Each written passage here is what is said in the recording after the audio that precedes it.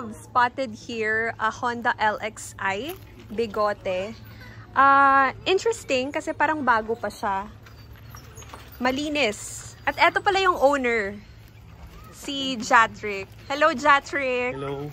Anong year model ng Honda LXi? 96 model. 1996. Kailan mo siya binili? Last 2 weeks ago. Bihira ka na lang kasi makakita ng Honda na parang stock pa lahat, no? So, ano ba yung mga modifications na gusto mong i-add? So, far 2 weeks ngayon, wala pa. Pinagana ko lang yung aircon kasi hindi gumagana. Freon lang. Ay, ang linis ng interior. Medyo marumi.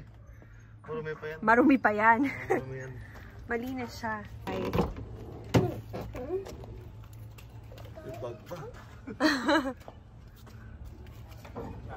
So, may mga, ano ka ba, ano yung mga gusto mong i-add na mga soon, baka papalit tayo ng mags. Mags, oo.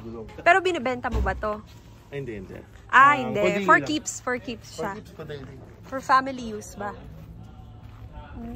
Ito ko na pala ito ng kan. Spoon na side mirror. Shopee Gaming lang. Mura lang ko dyan. Nasa 2K. Pwede ba makita yung sa loob? Medyo madumi.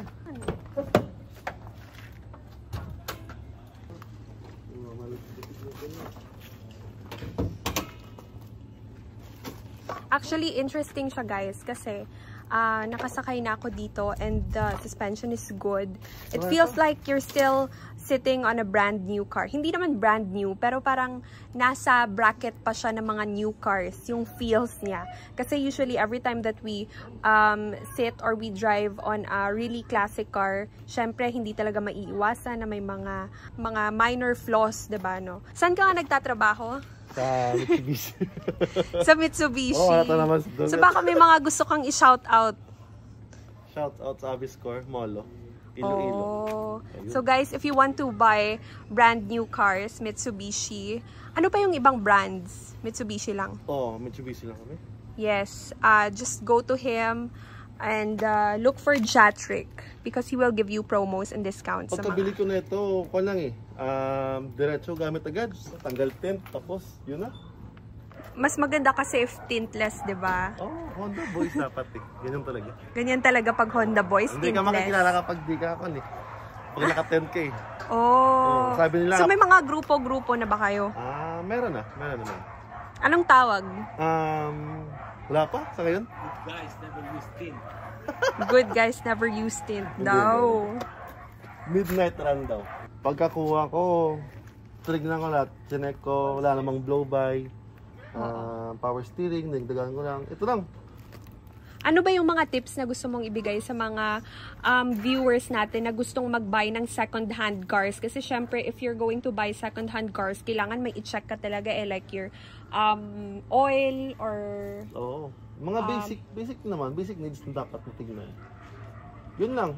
Check mo palagi kung may laman pa yung mga radiator na tubig o mahalo na yung yung langis tsaka yung tubig. And then, tignan mo. Yung oil. Dapat nasa normal na nasukat. Hindi tumatalsik, walang blow-by. Tignan dito kapag umaandar, wala. Sobrang tahimik yung andar. Oo nga eh. Pwede matry? Sige. It's really nice kasi if you have a classic car na full-on modifications, at the same time, it's also nice to have a classic car na fully stock talaga siya. Nakakuhan lang. Pinagay ko lang yung tampud ko sa dulo. Medyo paraming ma-feel mo na Honda yung sinasakyan mo.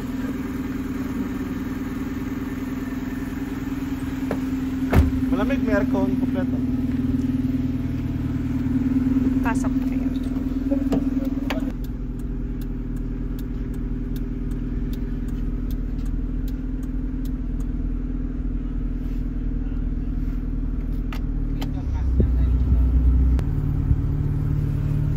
Nice car.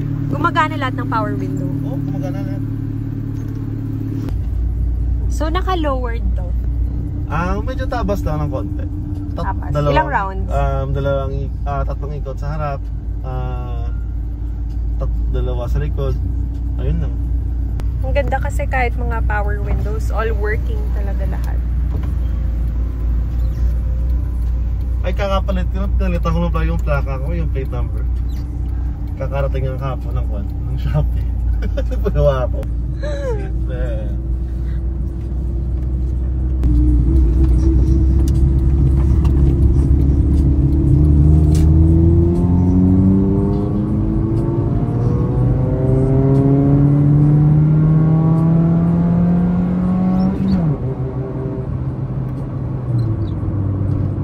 Medyo matagal umakyat. All stock. Pero swabe. Sakto lang, makakatakbo ko ng 100 walang problema. Okay na yun. Oo. Very good na yun. Kahit long distance mo pa. Kasi good condition siya eh. Medyo may kalampag ng konti. Mga bushing. Very minor lang naman. Minor lang. Kaya madali lang yun. Kung saan nga madali, doon nga lang ikaw eh. Medyo pinapatagal mong pagpapagaway kasi mura lang. Inuwa na yung mga tambutso, mags.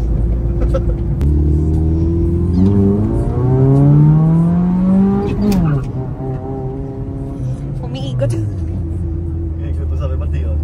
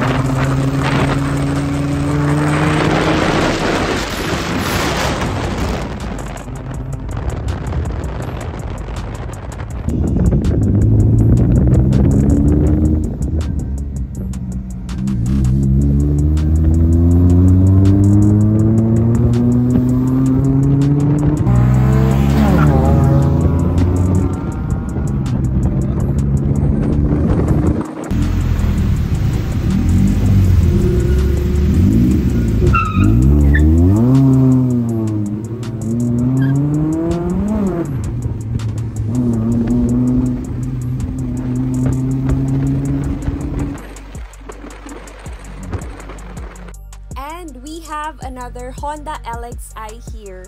This is to show you guys that here in Iloilo, marami talagang mga Honda enthusiasts. And I'd like to share this to our viewers that share the same goal as them to showcase different builds, may it be modified or stock. I believe that every car is still beautiful as long as pinaghirapan at inaalagaan. Of course, we love supercars, we love race cars, but it also involves a lot of financial resources to be able to buy them. So I hope that this gives you inspiration to appreciate these classics. Let us eradicate all the negativities and just try to share what we've learned along the way to one another. Kasama ko dito si Kevin, ang may-ari ng Honda LXi. Hello, Kevin! Hi. Ano bang year model ng Honda LXi? Isang Honda Civic LXi 1999 model. 1999 model. Manual. Ano ba yung history ng car?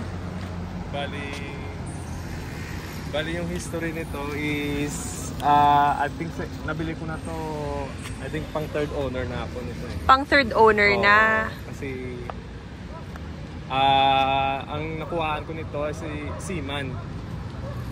Okay. So parang slightly used lang siya. Tapos yung madami silang sasakyan, hindi na to nagagamit, hindi na pinapansin. Parang I think mga 6 years yata to nakatambak lang doon sa kanilang garage. So paano mo nakita? Actually, nakita to namin ng uncle ko nung nag-bike kami. Tapos nadaanan namin, actually hindi to binibenta. Nung nadaanan namin, tinanong namin yung may-ari kung binibenta ba ito, ano. Oh, okay. Oo. So binenta na lang. Binenta na lang sa akin. I think it's really for you kasi hindi pala siya binebenta pero binigay niya na lang sa'yo. Ano yung engine niya? Engine niya is stock lang. Stock lang po lahat na PH15. PH15. Non-VTEC. Pwede ba tingnan? Actually, pangit ang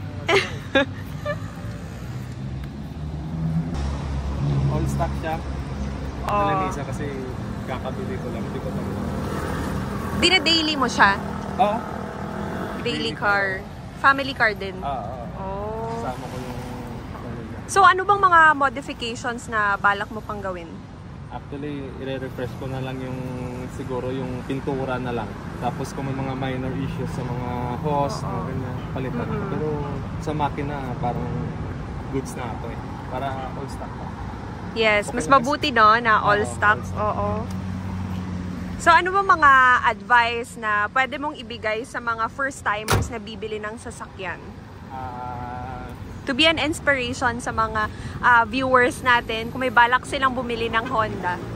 Sa Honda, pag bumili ka ng Honda, syempre, check mo yung engine number, chassis number, pag magkatugma sa papel. Yun talaga yung una. Tapos yung papel niya, dapat merong original na papel. Oo. Pagkatapos yung engine, syempre. Tapos yung ano, yung body niya. Oh, if lata. Oo, dapat lata all the way. Oo, ito nga. Pinapinturahan ko, hindi pa nahalagyan ng molding. So ano pa? Ano pang dapat i-check? Siguro maganda pag nakuha mo na yung sasakyan, palitan mo yung ano, yung oil. Oil. Oil niya, palitan mo agad. Parang refresh, no? Tapos palit ka na ng timing belt noon. Spark plug, ganun. Para at least. Actually, pagkuha ko nito, ginamit ko na agad eh. Siguro nakatambak siya mga 6 years, pero nung pinaandar ko, maganda naman yung... Okay yung condition niya. Ginamit ko lang. Tapos pag-uwi ko, pinalitan ko ng mga spark plug, oil ko. Pero do you have plans ba? Like, for example, someday na i-drag racing siya or... Ay, hindi na. Manonood. Ay, hindi na. Manonood ka na lang. Makatirin kasi sa bulsa pag mag-modified ka ng engine. Oo, masyadong magastos, no? Katulad nun sa'yo. Anong mags? Yung mags niya is Rutiform. Ano? Rutiform siya na 15s. 15. Tapos narap siya ng 19550, rim 15 yung kanyang gulong. Tapos yung sa likod ko naman, Toyo Proxys na R88 na naka 19555, rim 15 pa din. Naka-lowered to na. So, ilang rounds ba? Naka-coil over? Hindi. Budget lang kasi ito eh. Pinuto lang namin yung spring niya. Sa isang round sa harap, 2 round sa likod. Ano ba yung mga in-upgrade mo after buying this car? Actually, wala naman ako masyadong in-upgrade. Yung ano niya lang, yung side mirror, kasama na ito ito eh, naka-spoon, nakabi. Spoon cabi. Magkano ba sa market to? Mura lang naman, hindi naman ito abot ng mga 2K siguro. Spoon cabi.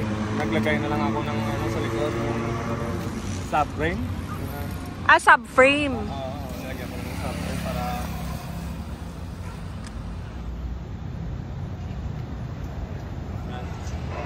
malalaman mo rin pala yung kaibahan ng LXI sa BDI kasi yung LXI walang antena. Walang antena dito.